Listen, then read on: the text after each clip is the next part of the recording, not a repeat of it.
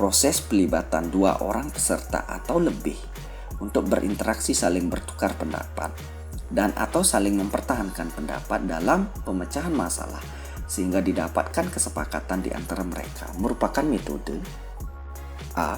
Ceramah, B. Diskusi, C. Demonstrasi, D. Resitasi, E. Tanya jawab.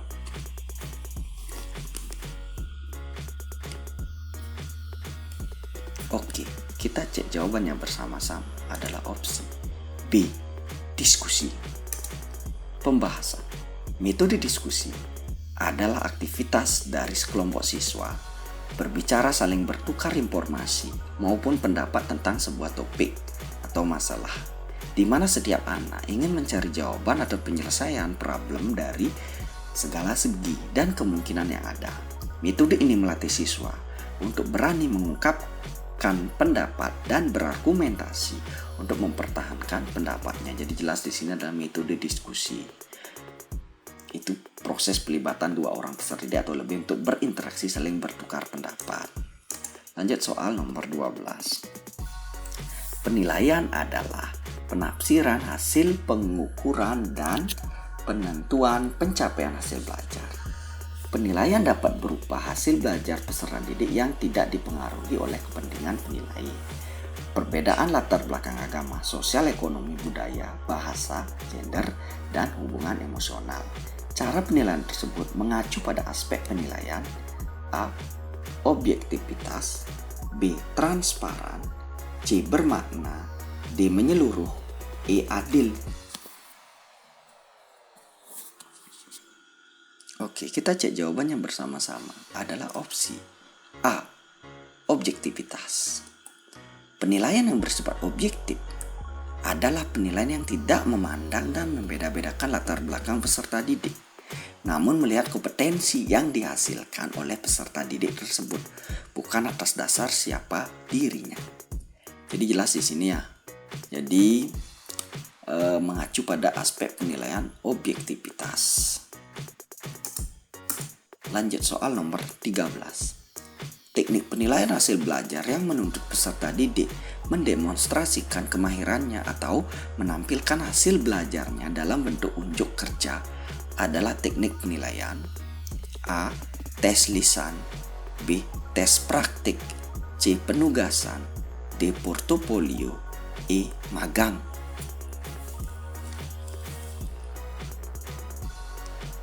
Oke, kita cek jawabannya bersama-sama adalah B. Tes praktik.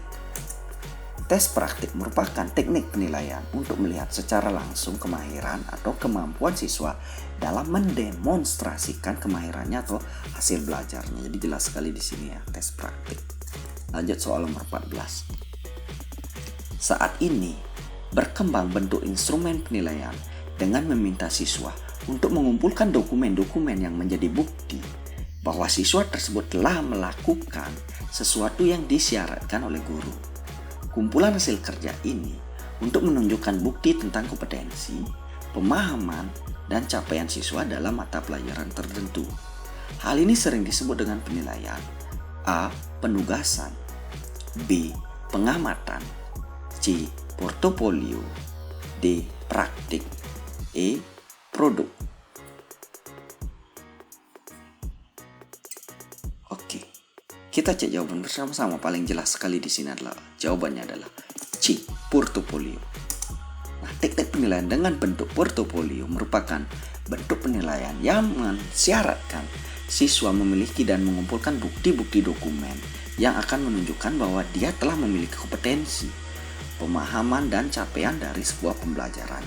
Melalui kumpulan dari dokumen-dokumen tersebut, nantinya siswa akan dinilai apakah telah memenuhi syarat atau mencapai tujuan dari pembelajaran tersebut. Jadi jelas ya teman-teman. Lanjut soal nomor 15. Berdasarkan hasil analisis penilaian, beberapa peserta didik telah melampaui KKM. Pak Otong memberikan pengayaan untuk peserta didik yang melampaui KKM. Pengayaan yang dapat dilakukan melalui A. Belajar kelompok KD yang sama, B. Belajar mandiri KD selanjutnya, C. belajar kelompok KD selanjutnya. D. Belajar mandiri KD sebelumnya. E. Belajar kelompok KD sebelumnya.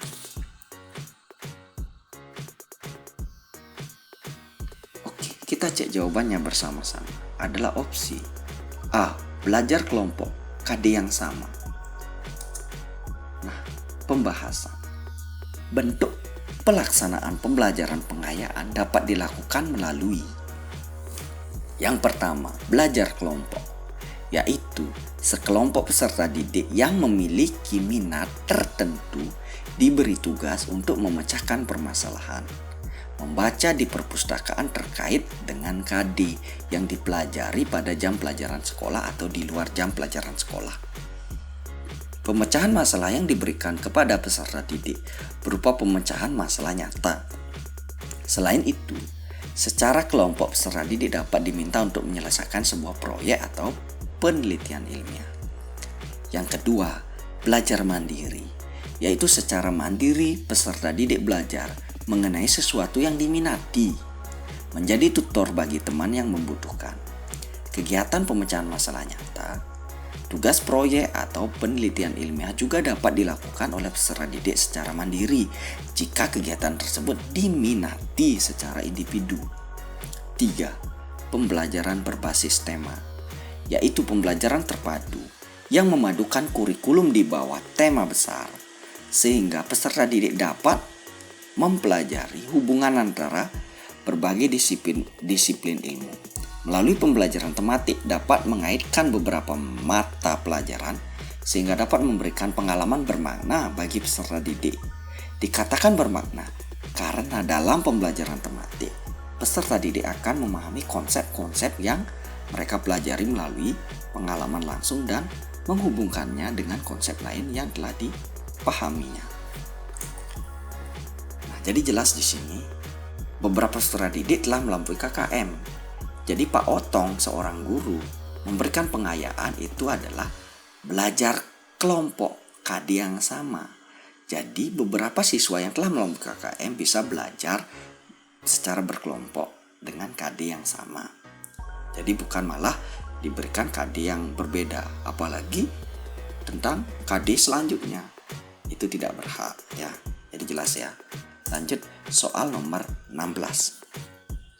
Perilaku yang dapat diukur dan atau diobservasi untuk menunjukkan ketercapaian kompetensi dasar atau KD tertentu yang menjadi acuan penilaian mata pelajaran merupakan pengertian dari A.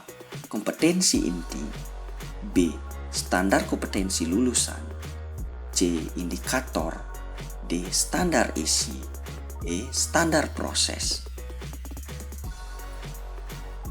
Oke, jelas sekali di sini adalah opsi C, indikator.